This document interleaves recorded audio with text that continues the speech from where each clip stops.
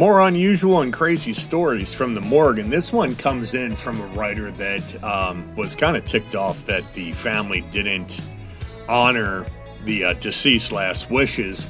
This person was a makeup artist for about 5 years, and therefore they worked in the morgue to, present the body. And they also had a friend that worked in a funeral home, did all kinds of odd jobs, moved bodies around, things like that. Prepare everything for these viewings. And this story was more of the fact that the family had told everyone at the funeral home, basically in the morgue, to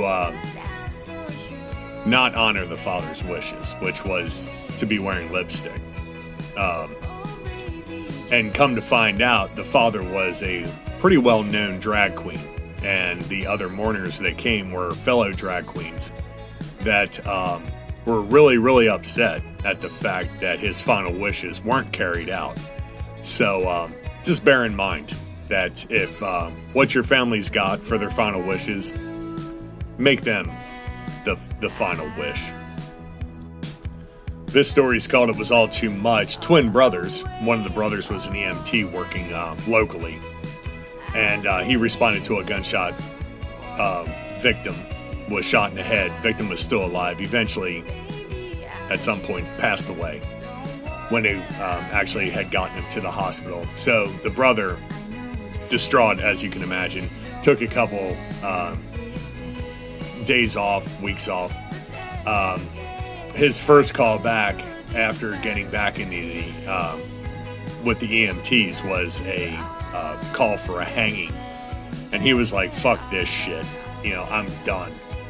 He did nothing but run transfers and teach classes for the remainder of his time that he was with the ambulance company. He eventually went off to medical school to become an OBGYN so he could see people getting born rather than watching them die. He never described the hanging to his brother, and the brother was never going to ask.